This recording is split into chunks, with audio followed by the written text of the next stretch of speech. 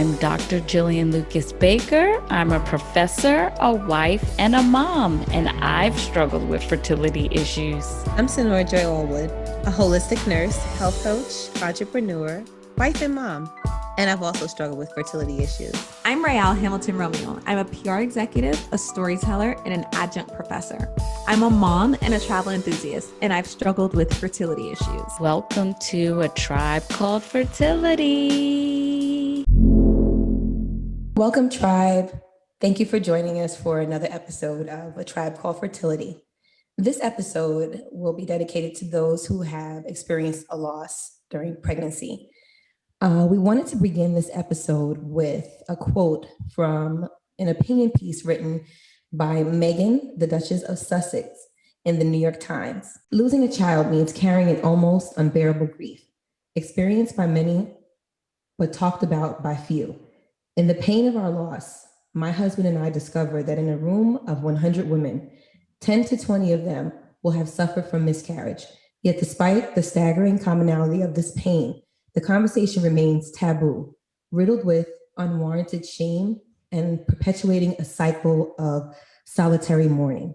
We felt that this particular quote really encapsulates this entire scenario that so many families experience, especially families of color, but we don't talk about. And just so everyone has a little bit of background about pregnancy loss, as Sonora said, it's a definite disparity, particularly for women of color, but also just so you all know that there is a difference between a miscarriage and a stillborn, and there might be some confusion about that, but just some quick stats for you all. According to the CDC, a miscarriage is usually defined as a loss of a baby before the 20th week of pregnancy. And a stillbirth is loss of a baby at 20 weeks of pregnancy and after. And in regards to who that affects in terms of women, there are 1 in 160 births that are actually stillborn, which is just horrific. And that equates to almost 24,000 babies that are stillborn every year in the United States, which to me is just, I can't even imagine that. And also in terms of some of the reasons of why women have stillborn babies. So according to the National Institute of Child Health and Human Development, 1 in 4 stillbirths are likely to be caused by problems with the placenta, such as in the case of Chrissy Teigen and John Legend, who so tragically lost their son Jack at week 20. And Chrissy Teigen and John Legend have been very outright and to me just so courageous and so vulnerable and transparent about the loss of their son in regards to the pictures that she shared and showing the world her pain and saying, I have to let people see what this is. I want people to see what this pain is, because I'm not taking my baby home. And that was one of the things she said, I'm not taking my baby home. So let me give the world an idea of what this pain is like. Sonora, could you chime in for us exactly what happens when women have placenta problems during pregnancy and your take on what might have happened to her, Chrissy Teigen? So sometimes what happens is there's a rupture in the placenta, which will cause blood loss. And so in this case, Chrissy Teigen was experiencing extreme blood loss, or the fetus rather was experiencing extreme blood loss to where she required daily blood transfusions prior to having to birth her son, because she didn't, he was stillborn. But I think for a couple of weeks prior to, she had to go in and have her levels checked, her hemoglobin, her hematocrit, and make sure that And she was doing this every day, right? Yeah. Yeah, she was doing this daily. Yes. She was doing this daily. So in her case, she was unable to sustain the pregnancy, and the baby had to be born early and was in fact born deceased. And one of the quotes from one of her stories, she said, "It's so painful to go through something like this as a woman, something that was inside your body that you were nurturing and taking care of." And she shared in another article that I definitely give myself permission to feel complete and utter grief. It's just every day is so different with this loss. I mean, for me personally, with having two high risk pregnancies, having to go through fertility to have my twins the same way they had to go through infertility for their two children that they have now. And they shared that Jack was a surprise. And I was like, wow, that was like Amari being our Right. surprise and just being so excited about that. And so when I heard what happened, I just and read her article in Medium, I just broke down and cried because I can just easily relate to that feeling. And you were so excited about this, surprise, and you're going to do everything that you can to keep the baby safe. And she did everything that she could do, and she still wasn't able to take baby Jack home. What I found really telling about that, because just now you said she did everything that she was supposed to do. So I remember finding out that I was pregnant and it was a surprise. And I found out at 10 weeks. And by the time I hit 12 weeks, I had to be on bed rest. So I was still allowed to like go to work, but like at work, I couldn't lift anything. And at the time I worked in fashion, I had to have my feet up. When I was at home, I had to be laying down on my left side. And it was because of a problem with my cervix. And I remember talking to a friend of mine and telling her like, oh, I have this problem with my cervix, so I have to like rest. And she said to me, whatever you do, do it. She said, I was pregnant. I had that same issue with my cervix. And I was like, oh, but I feel fine. And I was out shopping and doing this and that and the other thing. And she said at 6 months, she ended up losing her baby Oh my because gosh. the way she explained it, and I don't know if this is like the medical term, but she said her cervix wasn't able to stay closed and they tried to like sew it up and she was still like something happened and I guess like the sutures like ruptured and she ended up losing the baby. And so Oh my she said gosh. that to me and that stuck with me and I was like, I don't have to go out. I don't have to go shopping. I don't have to do anything. I was like, as long as there's internet and I have like friends and family around me who can help, I will do that. And it was just so like telling, like for a lot of women, unfortunately, my friend in her case, she didn't do everything she was supposed to do, but a lot of women do everything that Yeah, they're supposed to do and still, um, it doesn't work out for them. And that's just, it's like horrendous. It's like a part of you literally is right. now missing and gone. And how do you fight through that? I think for me, like I was just like, no, this baby means everything to me. I was like, if I have to stop breathing so that my baby can continue, I'll Right. do that. Something interesting about her story is, you know, how hard is it to just completely bed rest? We have lives, we have to go to work, we may Hmm. have other children we have to take care of, Yeah. and maybe you They do want limit, mommy. maybe you do limit your activity, but Yep. how much of that is okay, I just needed to get something to eat, or it could have been Right. anything. Right. Yes. And the condition is called an incompetent cervix Incompetent. Yes. or weakened cervix. So that's kind of the Thank you, same thing. Sonora. Yeah, and the procedure is called a cerclage, where they will actually stitch the cervix to increase the chances of holding the baby. A lot of the times they recommend extreme bed rest. Mhm. But those are all kind of things that it's kind of like freak of nature, Yeah. kind of Okay. Yeah. thing. Okay. So it's like a bad hand. You've been dealt in a way. It's nothing you can Mm. really. My heart just goes out to any woman 100%. who has held a baby, heard a heartbeat, any family, because it doesn't only just affect Mhm. us. It affects Mhm. our husbands, our Oh, boyfriends, yes. our Our what I partners. mean, Absolutely. our Yeah. brothers, our uncles. So any family who's gone through that, like I know when we heard the heartbeat, that Oh, yeah. first Once you hear the sonogram, heartbeat, the first heartbeat. everything Yeah. about you changes, Oh, Yeah. yeah. everything. So I can imagine like making my future plans. already having the child's name, Name, and right. A yeah, that's a room, lot. clothes. Yeah. Yeah. And it's like at 20 My weeks, heart goes that's out. the point in time. Like That's the they say, don't exciting say time. anything after like before 12 weeks, you know? So you do Right. all of that. And then like you wait the requisite time and then you start sharing your Mhm. news. And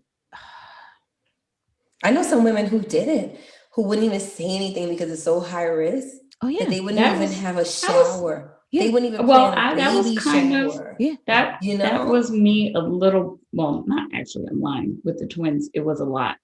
Hmm. It's just that I Mm, wasn't vocal about it. Hmm. But I was mm, very fearful of potentially losing the twins or losing one of them mm. because knowing I was high risk, knowing I'm a Black woman, educated Black woman, and then from just talking to friends who one of their friends had twins, lost both of them. Another friend of mine had twins, lost one of them.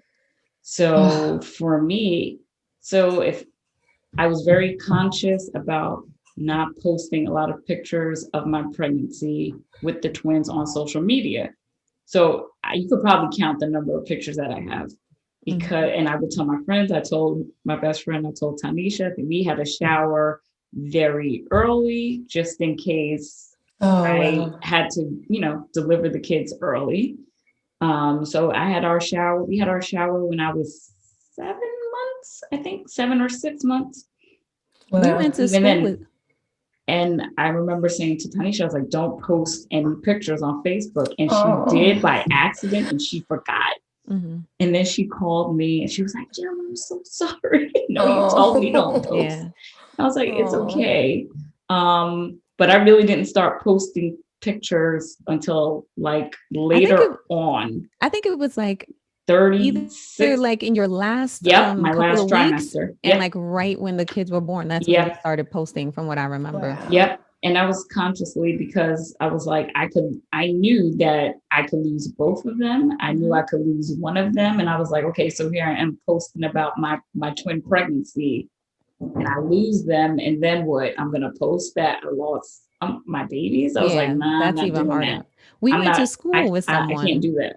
We went to school with someone who did exactly what you did. She only had a single pregnancy. Is that how you say? Like, I don't know. Singleton. Singleton, yeah. I'm not gonna say her name, but I remember seeing on social media pictures of this newborn, and I was like, hold up. I was like, she was pregnant.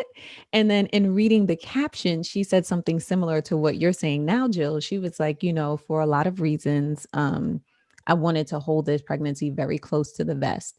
And me being who I am, I started to read into that a little bit. And in my reading into it, I was like, hey, either because, like Black folk, we're a little superstitious. Like, not everybody who's there for you is there for you. Yes. B, maybe she had fertility issues and was Right. concerned, or Yep. C, she had a high risk pregnancy and was Yep. concerned. So, like, that's what was going through my head. And I was like, I applauded her for doing that. And I was like, we need to normalize women and couples and, just families feeling okay with posting or not Not posting posting. Right. whatever it is that they want to post. And it's so beautiful now to see pictures of her first child and her second child now growing up. Right. And it's so beautiful. And to think like, for the same reasons that you said, Jill, like just being so fearful of Oh yeah. wanting to have Every that day. exposure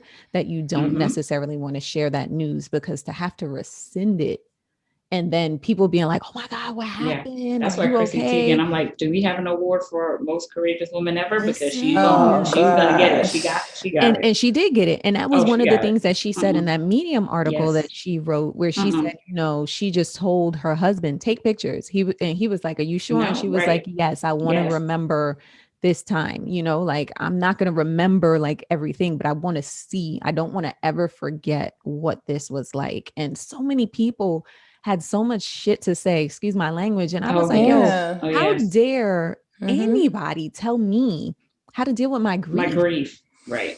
I think that's what pissed me off the most. And I'm like, if anyone, and I don't know her personally, but you know her through like social Chrissy media, Teigen, we she's love very you, just so you know. open. Right. We Yes, do we love do. Love We you. Chrissy. love you. She's very open Yes. with everything. You know Everything, what I Yes, she mean? And is. especially even with related this, to motherhood. right, Everything. right. And even with this, I was like, yo, she's a real G because Yeah, she she didn't, definitely is. yes, she took pictures, but she didn't have to share that with anyone or Right, even as immediately as she did. right, And then right. taking the time out to like heal until she felt like she was okay. And even in that Medium post, she then said, I've been trying to find the right time and I don't even know if this is it. It's just that the words just started Are flowing. coming This is what now. it Right. ended up being. So I stand Chrissy. I rock with her. Yeah, definitely. We all stand with her. I just, for me, I think too, as a nurse and having medical knowledge, Mhm. it often robs me of having a good experience because I'm so aware of what could go wrong. It's So like you know it how the was like, sausage is made, so you don't really want to. Like I'm it, not eating that. I Yeah. know I this. mean, I had a lot of fear. I've always been afraid to have a baby though, since like a young girl. I'm like, what do you guys like? It hurts. Like what? I've always had that a little bit of fear, but then I don't know. It's just I was checking for all the markers and milestones, and I I'm, did that Right. too. you know, I had little headphones that I could listen. You know, I had a Oh little ultrasound wow. app. Oh wow. Like I was doing a lot. I had I, two I was like, do we need to do ultrasounds. genetic testing to see if there are any chromosomal I did abnormalities? genetic They were testing. like, I was, lady, if you don't I sit No, mean, down, you have I to would do that I was like, when you listen, go I've been through reading a lot of things. And geriatric. they were like, stop. They were like, uh-huh. stop reading. And I was like, but sometimes you don't notice and you don't pick up on the sonogram. They were like, stop. Yeah, it's true. Cause I didn't breathe until after like when is it? It's like somewhere during like 5 or 6 months where you take the test, Which one? the amniocentesis. Okay, yeah. So Yep. like yes. Mm-hmm. So after that part, I think I was able to breathe. And because Okay. of having the geriatric pregnancy and all of those tests, Oh my gosh, yes. you can't like So much. enjoy it. You're in the doctor's office every 2 weeks. You're giving Mm-hmm. blood more than like it's just Right. every time you turn it. I was like, gosh. That's a And then lot. when I got to that point, I was like, okay, I don't have to come back. It's Well, like yeah, waiting now to it's exhale, girl. Yeah, oh, it is. Yeah. Listen. Yeah. it's just a lot. It's a lot. So kudos to every woman who is a Yes. mom. Right. Yes. Yes, and every man that is a father, because Yes. this whole journey is a lot. It's not just a lot for us and our bodies, but it's a lot for the whole family. It's You know, it's and not easy. I can't even imagine like what that conversation was like with the kids Right. Because Right. when Like they they're like, came. they're supposed to they're have a like, where's the sibling. baby? Where's the Like, baby? Right. did the baby come out of your tummy? Like, how do you even That's like if something happened to Amari, then we have to have have that a conversation conversation with with Kevin Jem and and Gemma. Gavin? Yeah. Mm-mm. Do you drive a Mercedes, BMW, Porsche, or Bentley? Then you should visit All Good Automotive. Expertise on luxury to foreign cars, domestic cars, SUVs, and trucks. It's all good with you too. All Good Automotive in downtown Lawrenceville, 465 Malt Beach Street, Suite 110 in Lawrenceville, Georgia. From tune-ups, engine replacements, suspension work, and more. We do it all good. Specials on brakes starting at $150. Tune-up specials starting at $250. Take your mechanic needs to All Good Automotive. Book your appointments at allgoodauto.org or call us 770-695-6833. It's all good with All Good. Well, wonderful listeners, at this moment, as Sonora mentioned at the top of the show, we do have a guest. So I would love to introduce our guest. Her name is Janine Vaughn. Janine is a very close, longtime family friend of mine. I have known this young woman since she was 2 years old. And I'm not telling either one of our ages. Well, some of y'all already know my age, but I've known her since she was 2. She's literally like another younger sister of mine. I absolutely love her and adore her. And for as long as I've known Janine, she's always wanted to be a mom. By profession, she's a dedicated teacher. So you can see she's surrounded by children. She loves kids. And much like the women we just talked about, Janine has also experienced pregnancy loss. So, Janine, welcome to the show. Thank you guys for having Welcome. me. I'm glad to Well, be here. And I welcome love to you the too, tribe, Raya. Janine. Aw. Oh, welcome, Janine. Hi. So I have been raving about you, and then even just mentioning to Jill and Sonora a little bit about what you've experienced. And I didn't go into too much detail. So I want you to talk to us about your overall experience, just from the time that you found out that you were pregnant. And I've had a surprise pregnancy. Jill has had a surprise pregnancy. I'm like, Sonora's which one? pregnancy, Yes, I even though did. she was trying, like it was like a I'm surprise still when she surprised. found out. She said, I'm still surprised. Yes. So talk to us about what that was like finding out Um, that you were pregnant and then taking us through to either when you knew something was wrong or if you didn't, or going into that appointment when you and I talked, and then everything that happened. So talk to us a little bit about that. yes. So I'll never forget. Like it was definitely a surprise. I wasn't planning on even though, I do wish to be a mom. I didn't plan on being a mom. I mean, I didn't plan on getting pregnant. And it happened. So I used to joke and say, oh my God, this is like a teen pregnancy. So I used to, joke about that. How I kind of found out, like my body just felt different. I remember I was like drinking that whole weekend. I went out for my friend's boyfriend's birthday, and I just didn't feel. I remember texting her in the midst of the dinner, like, I don't feel right. Like I'm gonna have to take a pregnancy test tomorrow morning. And that's what I did. I woke up because I know, like, she had recently had a child, so she used to always tell me, the first pee in the morning is what counts. So I got up. I didn't even like wash my face or anything. I just went straight to Walgreens and got a test. And I took the test and it was positive. When I mean those two lines came up so fast, like I was super Oh yeah, when you're pregnant, they come She said fast. I was super Like, pregnant. there's no Nice and dark. mistake. So Yes, yes, you are pregnant. super pregnant. So I was a little in shock, and then it was just like I was like, super happy because, at the time I was 34 years old, and it's just like, it's time. So I was ready. You know, um, I just went through the normal procedures of going to my appointments. Unfortunately, I was diagnosed with high blood pressure in 2017. So I was taking blood pressure pills. And my doctors were telling me, what best pills to take. And I would have to take baby aspirin every day. So I made it up to 20 weeks. I had to go for my second trimester appointment, I guess, when they checked the limbs, because I remember sitting in the sonogram room and she said, this is going to be a very long sonogram. Yes. Yep. Because we checked for everything. Yes. And I just thought it was a normal day. Like, I was working remotely with the kids. During my lunch break, went to the doctor. And I'm just laying there. And it was so weird because I didn't hear anything, but I didn't think anything. And then she goes, oh, I'll be right back. I need to check your chart for your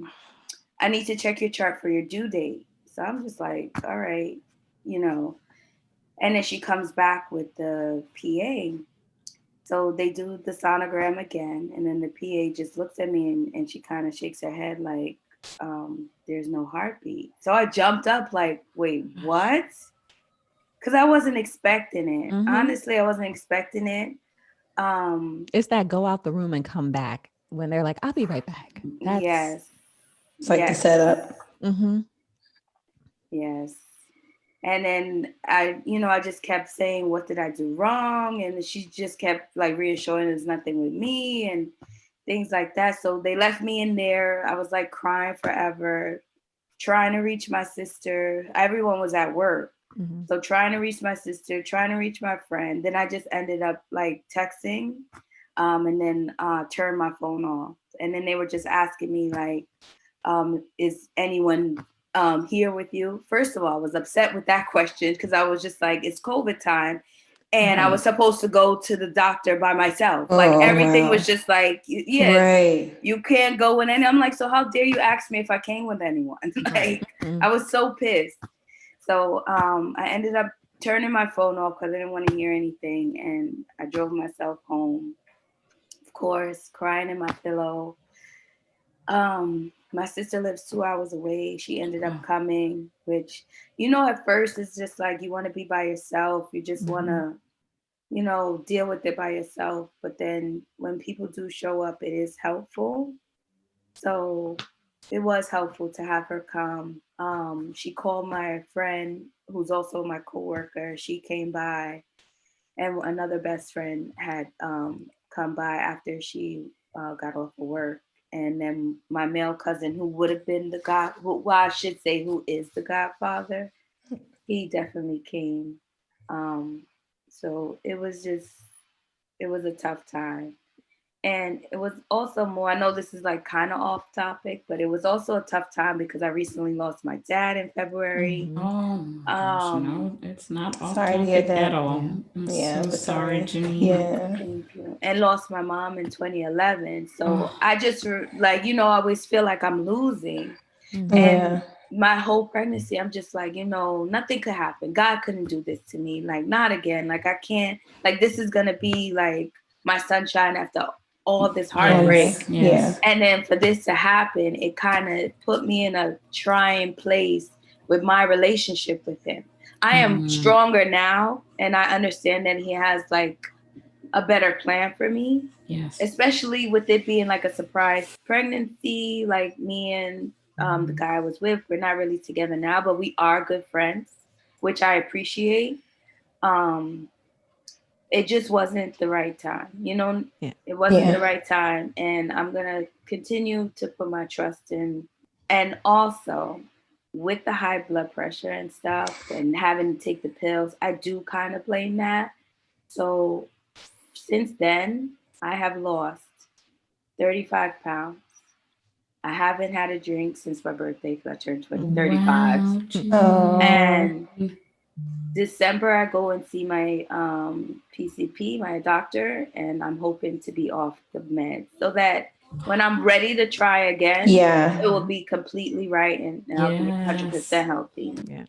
Number one, Absolutely. I saw the picture that you posted for Thanksgiving. I was like, damn, look at Snatched. So congrats. You look Thank amazing. you. One thing I did want to ask, because I think I spoke to you on the Thursday. It was a Thursday when you went in, or maybe Yes, it was a Thursday. it was a Thursday. And you mentioned to me, that the baby didn't make it. And I was like, oh my gosh, like, did you have the procedure? And you said, no, they only do it on Fridays. And I was like, oh, so you're going to go back tomorrow? And you were like, no, I have to go back next week. And I was like, I was like, what do you Yeah, mean? Like, Rialto Yeah. shared this with I her, was like, gonna what? I was gonna stop you when you said you drove yourself home because you didn't like I'm like, okay, she didn't finish the story. But I was like, something had like what happened? that was a part that I was Yeah. like Mhm. furious about. But I was like, you know what? I was like, I'm not gonna go into Real mode. I was like, so talk about that a little bit and what that was like, Oh, because so what happened is after everything, they did tell me that someone from Columbia Presbyterian will contact me on Friday, which was the next day that you're referring to. Mhm. And when she contacted me, that's when she explained that I would have to wait till next Friday because they do everything on Friday. And what I'm getting is a D and E. So everyone knows a D and C. I guess that's Mhm. when you Mhm. have a normal abortion. But this Right. one is when you're far along because I was 20 weeks. Mm-hmm. And it's a 2-day process where they have to she put 6 sticks in me Yeah. um, the day before, the 6 sticks in me the day before. And then the next day is when they put me to sleep and then they do the evacuation of the baby. Mm. Um, it was tough. It was tough. Um, I remember, I guess because of the anesthesia, I woke up saying, let me see her, let me see her. Mm. Um, and the nurse just said, psychologically that wouldn't be okay. Um, but I could have arranged it. Yeah. but no one told me about it. So I guess the way they evacuated her wasn't pleasant. So Oh, that's probably why I couldn't see her. But if I would have arranged it, but I wonder if it would have been like torture. I don't know. I don't know. I, I, I, Typically, mm, maybe just from experience, I've often heard it's the family's choice. Mhm. It is usually arranged. I'm sorry, the words are right now because I'm just like, I'm trying to feel or empathize with what you were feeling, having had that loss, and then they're saying to you that you're not able to see, your child. Like, Yeah. I just can't even understand, how that must have made you feel, Yeah. but typically it is arranged. Maybe social work will come in and speak to you and, ask you, the nursing staff should ask as well. yeah.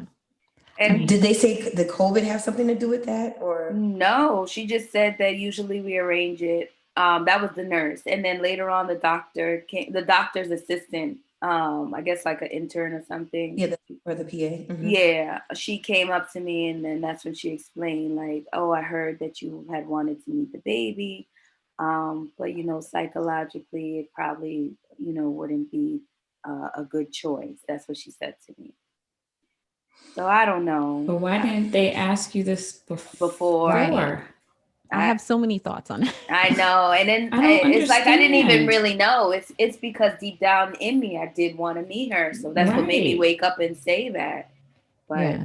I'm it didn't I'm happen. feeling so much because number one, It I'm hurts still my stuck heart. on them making you wait a week because for Yes, me, it's like, why can't we go to the ER or why can't we get the OBGYN who's on call and handle this now? Like, I understand everything that you're saying from the 2-day procedure standpoint, but check this out. Like, no, a week is crazy. Number yes. two, to Sonora's point, or Jill's point, I'm sorry, I forget which one of you said it just now. Like, why wouldn't this have been pre-established before going into the procedure? Like, I've had 2 abortions. I've also had surgery on my throat. I'm just trying to think of like, and for my 2 abortions, I was awake. For my throat surgery, I was asleep.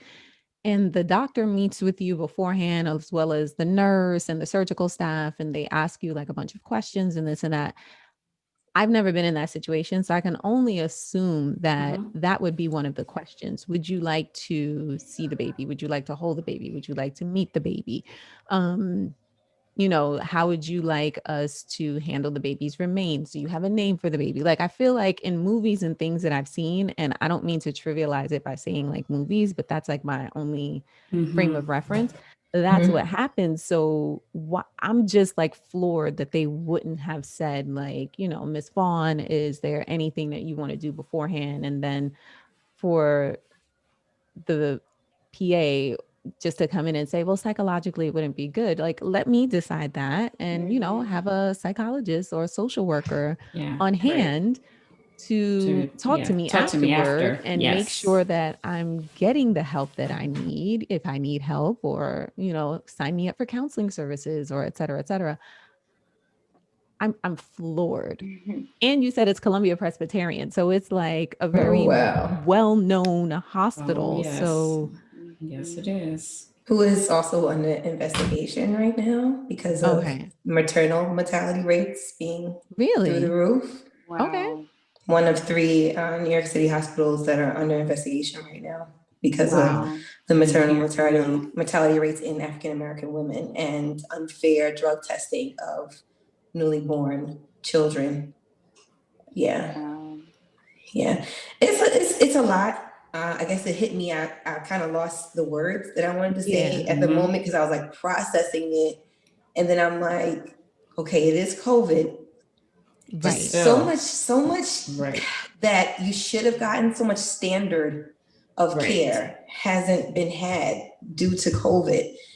And it's so many, like I just really I feel bad, that you had to experience that and you didn't get to have the experience that you should have, especially experiencing that loss. If you wanted to meet your child, you should have been, like Rayal said, you should have been granted that, and the appropriate services should have been provided for you, So I mean, maybe the PA was trying to save you. You could be right. Maybe there was some type of complication. I don't know. I never really heard of this. I never heard of the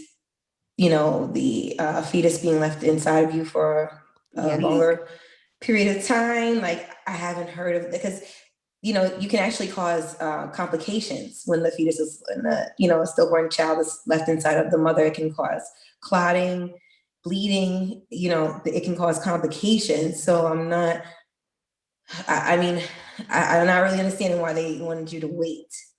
Yeah, I'm not really understanding that's what she said. We only do those procedures on Fridays. I don't know if it was because of COVID. I know I had to take a COVID test before the procedure as well. So I don't know if they had to wait. Like, I don't know, but that's what she said. We only do the procedure on Fridays. You know what? Just as we're speaking about it, I'm thinking, because during that time, elective surgeries were canceled, especially in the state of New York, because of the overwhelming, needs. It's not, but elective surgeries were canceled because, of patients may or may not having COVID needing surgery, the time that it took to clean the operating rooms, the lack of personnel because they were getting sick too. So there's so many. It's like, as much as I want to find somebody to blame, it really could have just been the situation. Yeah. That's wild to me. Yeah, so it was a little tour. Like, anyone I spoke to throughout the week, I would, explain it, and I'd be like, and then to top it off, I have to carry my dead daughter and me for a week. Having to leave and then go home and know your daughter is, I don't know if you can express but so how did you feel? It was torture. It was torture. And it was like so much emotions too, because like I did a pregnancy announcement on social media. We were just I was so embarrassed. Oh my gosh, we're just so very embarrassed. And it's a shame that you felt embarrassed, because it's nothing for you to be embarrassed about. Nothing for you to be embarrassed. I know, because it's like, and then the people I confide in, a lot of people experience this. Like, my aunt told me it happened to her twice when she was 8 months and 9 months. Oh, wow. Like, bought a crib and everything. So that, like, just hearing other women's story, but it's still like, I know if I do this again, God's willing, there will be a lot of changes. I don't think I would name my baby so early. Because now I can't use the name that I love for my daughter. Like, you know what I mean? Yeah. I would never do a post again. And to top it off, like, because of COVID and everything, and we always say, wait the first trimester to say everything. So at 13 weeks, I put money down for my baby shower, and I can't get that money back from the venue. So I did a lot of things. She told us in February at the service for her dad, because we had just come back from Trinidad, and Janine told me and my sister, and we were so elated, and it was going to be either like 2 days after your birthday or like on your birthday, like that was going to be the day of the baby shower. And we were also like so excited. And I think the week before, or maybe 2 weeks before, is when I got the announcement card in the mail. And I think I texted you and I was like, oh my God, I got it. And we were like going back and forth, and then just to hear that news. So I totally hear what you're saying. And we were literally, just before we brought you in, we were just talking about that, women who, because I haven't told them who the friend is, but I think they may know. We have a friend who we went to school with who did not announce anything about her pregnancy. She didn't post any of her pictures. Jill didn't do it with her first pregnancy either. With my twins, And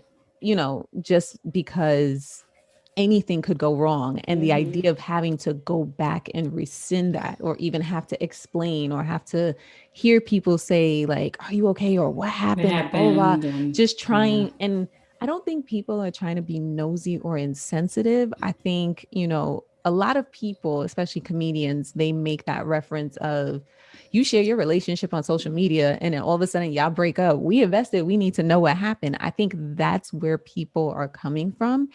But A, you don't owe anyone an explanation. Right.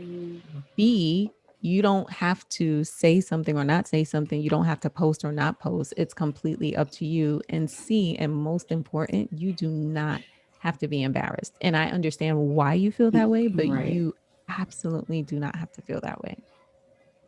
Yeah, and just, also it's important to remember that the loss still could have happened had you been doing everything, quote unquote, right? To the book, or right.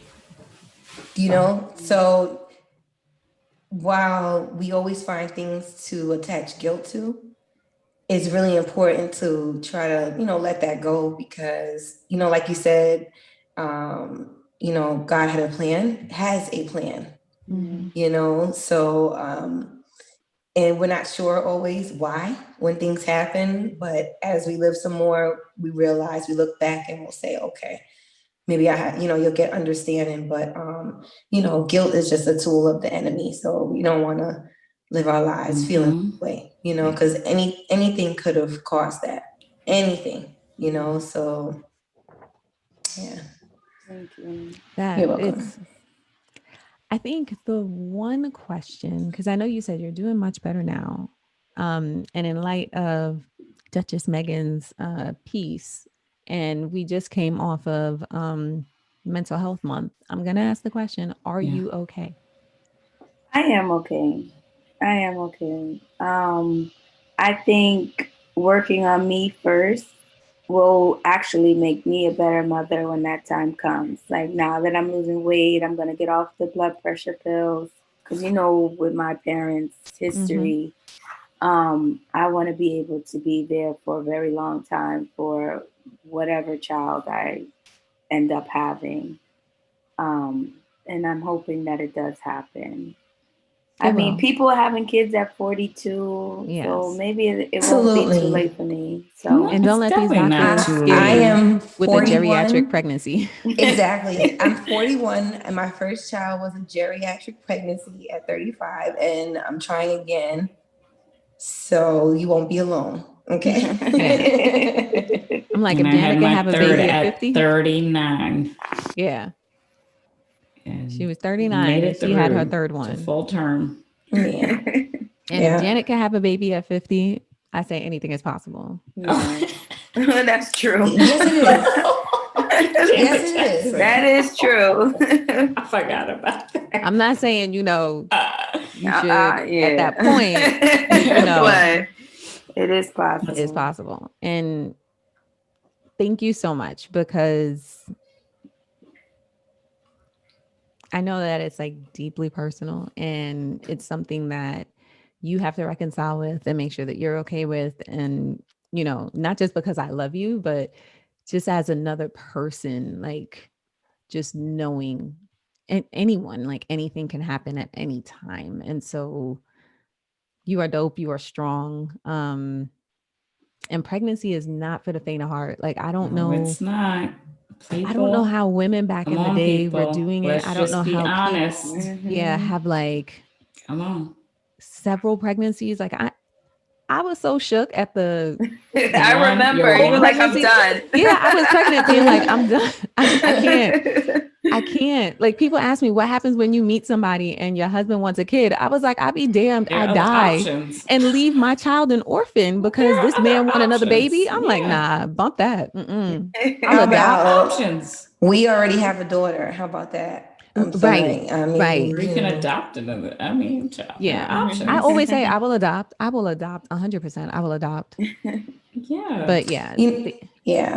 Janine, I just want to say too, you're just really, like the epitome of woman, how strong we are. We go through things. You drove yourself home. Like, I can't even. Home after. it gave me chills. That's why I was like choked up, because I'm like, I don't even think I would have the strength. I'd have been like on the corner, like, pick me up. I would no, I just would take a be on the cab. floor. I'd have been couldn't. too Oh no. emotional Yeah. to, you know what I mean? Like, and just, you handled it, and you handled that week, and you brought yourself back in. Mm-hmm. You know what I mean? And that's strength.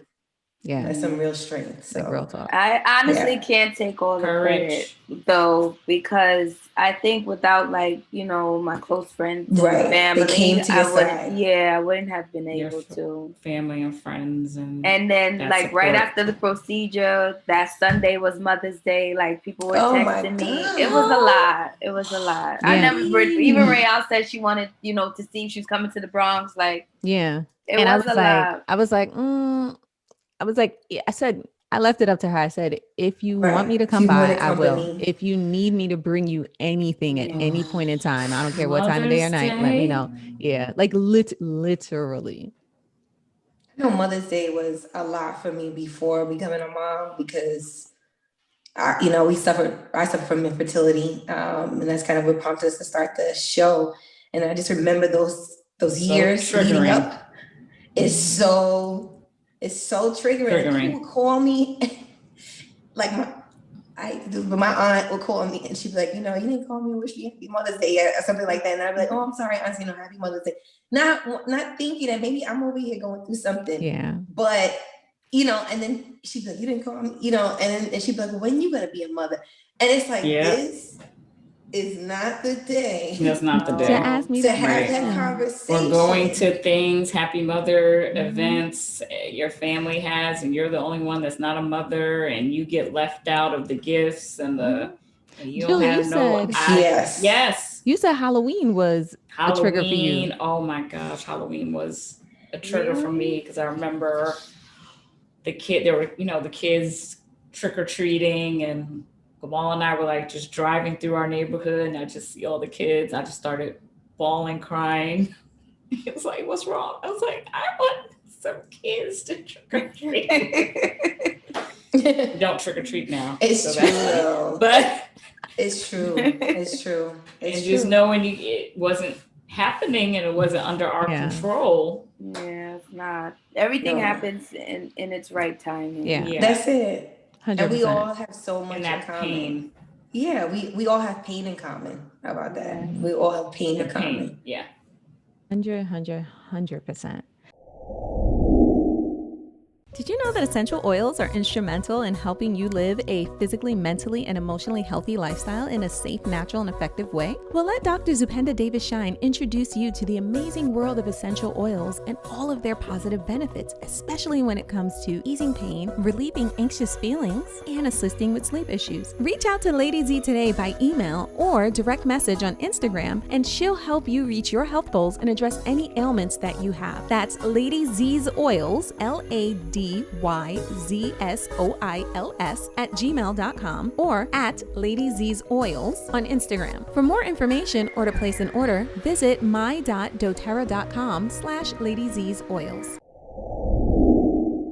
Janine, I'm going to say thank you again for sharing your story, sharing your experience, sharing your grief and your recovery, and knowing that you're still in recovery.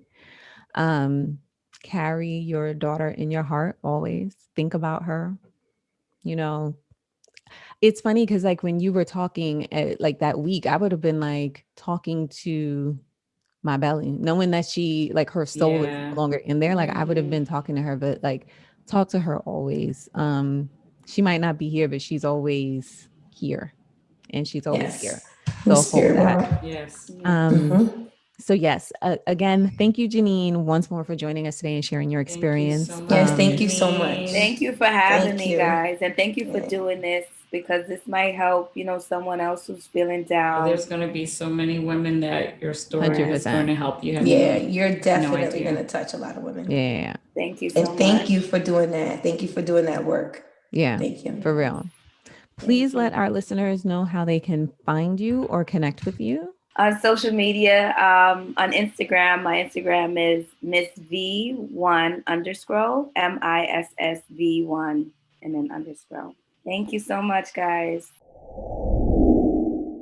Hey Tribe, if you're anything like me, you may have considered cosmetic surgery to help you hit your body goals. Aveka Moore Skincare Spa has a proven holistic alternative to cosmetic surgery. This licensed esthetician focuses on body contouring using a variety of methods that can target fat loss in any area of your choice, whether it's your stomach, your arms, your legs, or your face. It can reduce cellulite and it tightens skin. Head on over to Instagram and DM AvekaMoore_XO to find out how you can have a new body in just 3 weeks. That's Aveka Moore, AVECAMOUR_XO, and tell her that A Tribe Called Fertility sent you. Please follow A Tribe Called Fertility on Instagram, Facebook, and Twitter. Please feel free to DM us with your questions and thoughts or to share your fertility story. For more information on your amazing podcast hosts, visit www.atribecalledfertility.com. If you're listening to us on Apple Podcasts, please rate and review us. It really helps the show, and we welcome the feedback.